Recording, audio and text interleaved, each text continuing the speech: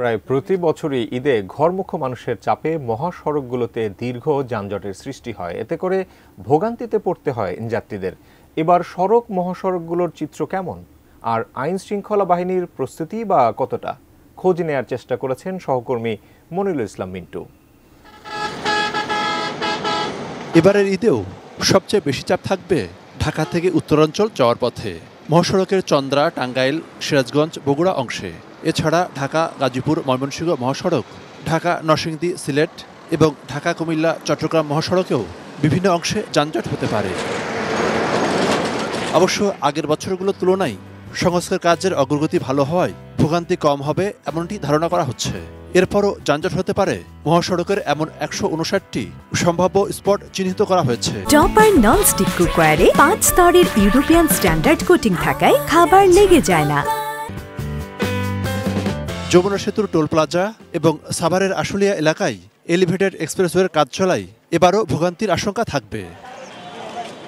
এবারে টানা ৯ দিন সরকারি ছুটি, তবে যানজটের বড় আশঙ্কা গার্মেন্টস ছুটির সময়ে।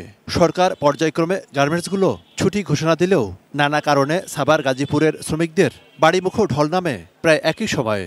বেতন ভাতা আটকে যায়, পোশাক শ্রমিকরা যদি একসাথে ঈদের আগের দিন বাড়ি যায় তাহলে কিন্তু আমাদের বড় ধরনের একটা সংকট তৈরি হতে পারে। অবশ্য যানজট এবং ভোগান্তিকে ছাপিয়ে এবারের শঙ্কা নিরাপত্তা নিয়ে। গত কয়েক মাস ধরে সড়ক মহাসড়কে যেভাবে ছিনতাই ডাকাতি বেড়েছে, তাতে ঈদযাত্রাতেও এমন আশঙ্কা ছেড়ে ফেলতে পারছেন না যাত্রীরা। কারণ দুটো চারটে গাড়ি একত্রিত না গেলে পরে ডাকাতি হওয়ার সম্ভাবনা থাকে।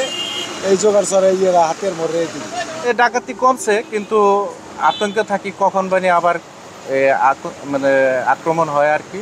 আমরা চাচ্ছি যে প্রশাসনের এই তৎপরতা সবসময় থাকি। অবশ্য হাইওয়ে পুলিশের দাবি, আইন শৃঙ্খলা পরিস্থিতি আগের চেয়ে উন্নতি হয়েছে। ঈদে সড়ক মহাসড়কে থাকবে বাড়তি নিরাপত্তা।